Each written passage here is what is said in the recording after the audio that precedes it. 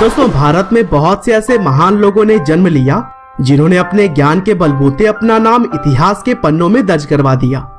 और ऐसे ही समझदार लोगों की लिस्ट में एक नाम सामने आता है आचार्य चाणक्य का, जो कि एक टीचर, फिलोसोफर, इकोनॉमिस्ट, जूरिस्ट और एक रॉयल एडवाइजर थे।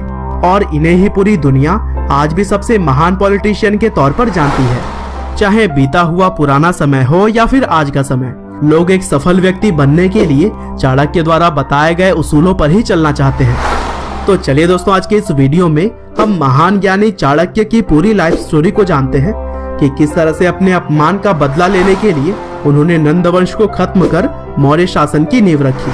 हालांकि दोस्तों, इस वीडियो को स्टार्ट करने से पहले मैं आपको बताना चाहता हूँ कि चाणक्य की जो लाइफ स्टोरी है वो बहुत ही ज्यादा पुरानी है और इसीलिए कई सारे अलग अलग लोगों ने अपनी अलग अलग कहानियां बताई हैं।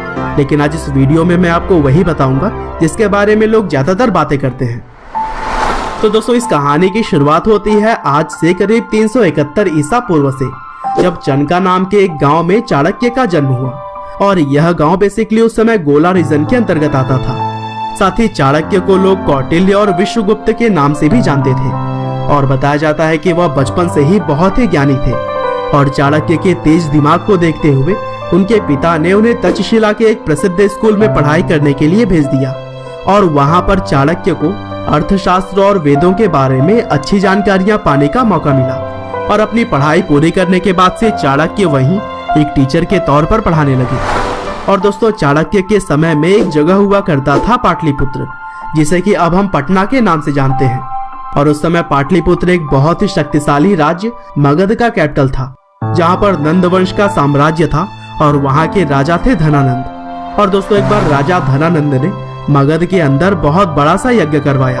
और जब यह यज्ञ चल रहा था उस समय चाणक्य भी वहीं पर मौजूद थे। और फिर चाणक्य ब्रह्मभोज के समय ब्राह्मण के गद्दी पर जा बैठे। लेकिन जब राजा धनानंद ब्रह्मभोज वाली जगह पर पहुंचे तब चाणक्य के पहनावे को देखकर उन्होंने भरी सभा में चाणक्य का मजाक उड़ाया और ब्रह्मभोज के बीच से ही उन्हें उठने का आदेश दिया। और फिर इन सभी अपमानों से क्रोधित होकर चाणक्य ने अपनी चोटी खोल दी और राजा धनानंद को कहा कि जब तक वह नंद वंश का सफाया नहीं कर लेंगे तब तक वह अपनी चोटी नहीं बांधेंगे। और फिर यहीं से चाणक्य के जीवन का मकसद हो गया सिर्फ और सिर्फ नंद वंश को खत्म करना और अपने द्वारा चुने गए किसी आदमी को राजा बनाना। और फिर अपमान सहने के बाद से चाणक्य विंध्या नाम के एक जंगल में चले गए और वहां उन्होंने सोने के सिक्के तैयार किए, जो कि कोई खास टेक्निक से बनाए गए थे। और उनका यह सीक्रेट टेक्निक एक सिक्के को कुल 8 सिक्कों में तब्दील करने की ताकत रखती थी।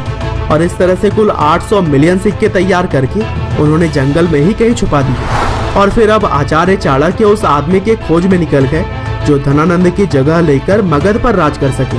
साथ ही उन्होंने राजा धनानंद के बेटे पब्बाता से भी दोस्ती बढ़ाई और उसे मगध के सिंहासन को पाने के लिए उकसाने लगे। हालांकि इसी बीच चाणक्य ने एक और लड़के को कुछ बच्चों के साथ बहादुरी से लड़ते हुए देखा और उसे देखकर वह पल भर में ही समझ गए कि यह कोई आम लड़का तो नहीं है। और फिर जब उन्होंने उस लड़के के बारे में जानकारियां बटोरी तो यह पता लगा कि वह मौर्य साम्राज्य का वंश चंद्रगुप्त है, जिनके पिता की हत्या राजसी लालच के चलते कर दी गई थी और राजकुमार चंद्रगुप्त राज्य से निकाल दिए गए थे।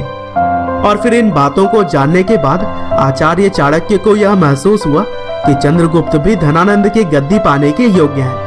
हालांकि अभी भी पब्बाता, जो कि राजा धनानंद के लड़के थे, और चंद्रगुप्त, जो कि मौर्य साम्राज्य के वंश, इन दोनों के बीच किसी एक को चुनना बाकी था।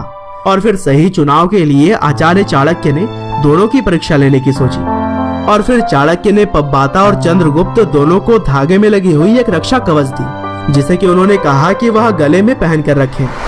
और फिर एक बार जब चंद्रगुप्त सो रहे थे तब चाणक्य ने पब्बाता से कहा कि वह चंद्रगुप्त को बिना जगाए हुए और बिना धागे को काटे हुए उनके गले से उस रक्षा कवच को निकाल कर लाए। लेकिन 1000 कोशिश करने के बाद भी पब्बाता यह काम नहीं कर पाए। और फिर सेम यही काम पब्बाता के सोते समय चंद्रगुप्त से करने के लिए कहा गया। और फिर क्या था, चंद्रगुप्त ने तलवार उठाई और पब्बाता का सिर धड़ से अलग कर दिया और वह रक्षा कवच चाणक्य को लाकर दे दी। और इस तरह से चाणक्य को अब मगध का भावी राजा मिल गया था। और फिर चाणक्य ने अगले 7 सालों तक चंद्रगुप्त को राजनीति और शाही कर्तव्यों की सीख देनी शुरू कर दी। और फिर अंत में अपने द्वारा छुपाए गए सोने के सिक्कों को निकालकर चाणक्य ने एक विशाल सेना तैयार किया, जिन्होंने नंद वंश को हराकर चंद्रगुप्त को राजा की गद्दी पर बैठा दिया। और फिर जीत के बाद से चाणक्य ने चंद्रगुप्त का प्रधानमंत्री बनकर जीवन बिताया। और दोस्तों इसी दौरान आचार्य चाणक्य ने 2 किताबें भी लिखी, जिसमें पहली थी चाणक्य नीति, और इस बुक में उन्होंने अच्छे शासक को कैसे शासन करना चाहिए इस बारे में बताया। और दूसरी बुक थी अर्थशास्त्र, जिसमें चाणक्य ने एक राज्य की आर्थिक नीतियों के बारे में विस्तार से बताया है। और इस तरह से अपने आप को सबसे सफल पॉलिटिशियन और ज्ञानी लोगों की गिनती में ला खड़ा करने के बाद चाणक्य ने इस दुनिया को अलविदा कहा। हालांकि उनके मृत्यु के पीछे भी कई सारी अलग अलग कहानियां बताई जाती हैं। बहरहाल अंत में बस मैं यही कहना चाहूंगा कि आचार्य चाणक्य ने जो हमें कूटनीति और राजनीति के बारे में अपनी व्याख्या समझाई है, वो सभी की जिंदगी आसान बनाती है। और उनके विचार आज भी अक्सर हमको सुनने और देखने को मिल जाते हैं। उम्मीद करते हैं कि चाणक्य की यह लाइफ स्टोरी आपको जरूर पसंद आई होगी। आपका बहुमूल्य समय देने के लिए बहुत बहुत धन्यवाद।